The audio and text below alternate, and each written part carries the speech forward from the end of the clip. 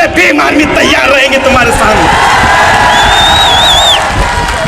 सम्मानित साथियों, मैं तुम्हें कह देता हूं कि राजनीति में पावर होता है, राजनीति में ताकत होती है, राजनीति में पावर नहीं होता, राजनीति में ताकत नहीं होती तो योगी आदित्यनाथ जी गोरखपुर का मंदिर छोड़कर राजनीति की गद्दी पे नहीं बैठते।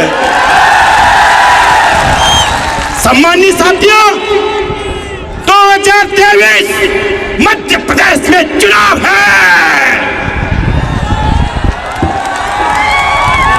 वो दोनों हाथ खड़े करके मुझे वचन दे कि अब महलों में बैठने वालों की राजनीति नहीं चलेगी, सड़कों पर राजनीति करने वालों की राजनीति चलेगी। सम्मानित साथियों, और वो दिन गए, तुम कहते थे कभी हमें जातियों के नाम से अपमानित करते थे, कभी हम जातियों के नाम से गाली देते थे। सुनो, ये गांधी जी के हरिजन नहीं है, ये बाबा साहब के अम्बेडकरवादी है। कसम से अगर देश का अपमान करोगे, समाज का अपमान करोगे तो जबान बार खींच के ले आएंगे। वो बहुजन के शेर हैं।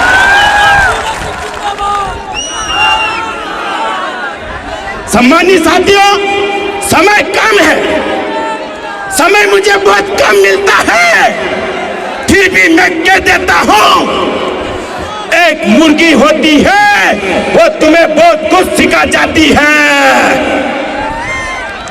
मुर्गी अंडा मालिक के घर देती है, लेकिन मेरी समझ 5 साल तक आपका खाती है, अपना ओढ़ती पहनती है, लेकिन वोट देने की बारी आती है तो दुश्मनों को वोट दे देते हैं।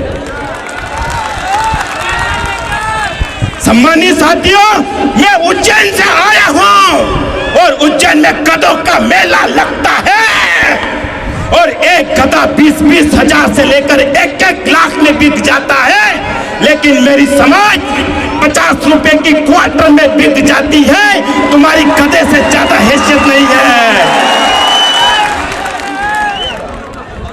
सम्मानित साथियों, बड़े भाई चंद्रशेखर आजाद जी को हाथ मजबूत करें।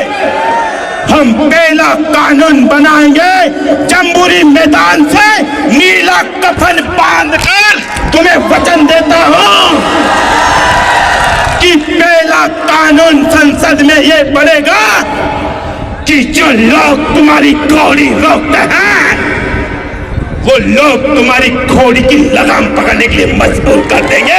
पहला कानून।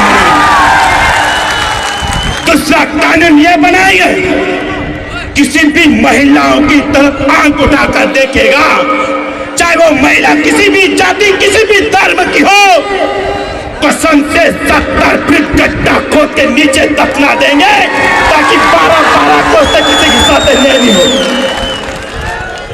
तीसरा कानून ये भी सुन लो, जो सबको पेट में दर्द होता है, SC/ST एक्ट। तीसरा कानून बड़े भाई चंद्रशेखर आजाद जी के नेतृत्व में बनने जा रहा है।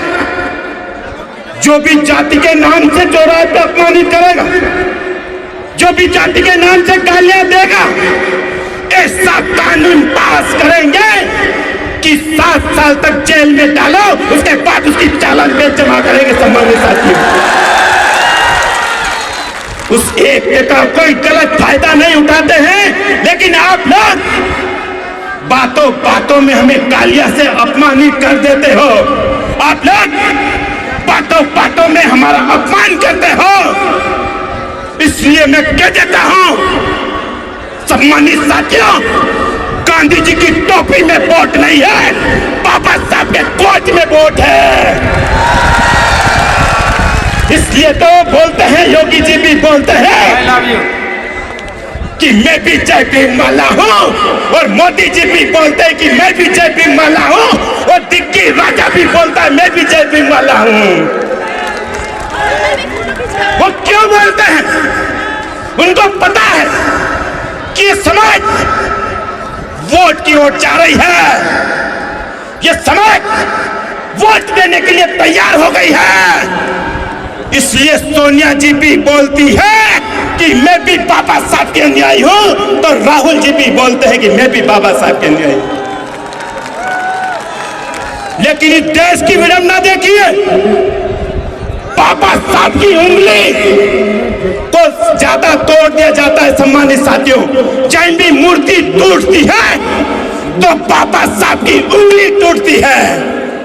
मैं तुम्हें वचन देने आया, हे भीम आर्मी के शेरों, इस देश में भीम आर्मी वालों की मूंछें और बाबा साहब की उंगली बहुत तकलीफ दे रही है, तो मुझे बड़ा ताव दो, ये अधिकार मेरे बाबा साहब देते हैं।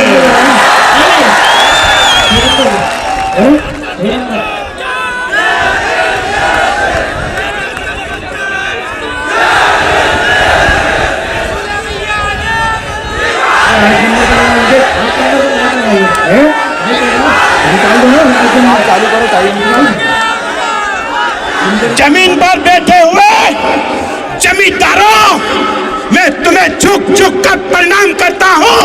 अगर तुम नहीं तो दुले सिंह नहीं, मंच पे बैठने वाले से बड़ा आप कार्य करता है जो जमीन पर बैठे हैं, जो जमींदार हैं। ये ताकत, ये सम्मान तुम्हें देखकर मिलता है। सम्मानित साथियों, अगर आप नहीं होते तो हम भी नहीं होते। सम्मानित साथियों, तो सबसे बड़ा कार्यकर्ता ताकतवर होता है। आप इसी प्रकार हौसला बुलंद करें, बाबा साहब की उंगली का इशारा समझे। बाबा साहब ने कहा, हे मेरे समाज के युवा, उठो, आगे बढ़ो, उस मंदिर मस्जिद पर कब्जा करो जहां तुम्हारा भविष्य बनता है, जहां तुम्हारा भविष्य सुधरता है। सम्मानित साथियों, वक्त की गरिमा को ध्यान में रखते हुए सम्मानित साथियों, मैं उत्तम सिंह का फैन हूं और रविदास जी का न्याय हूं, इसलिए जोर से बोलता हूं, आवेश में आके बोलता हूं। सम्मानित साथियों, मेरी बातों से अगर किसी को ठेस पहुंची है तो मुझे अपना माफ कीजिए।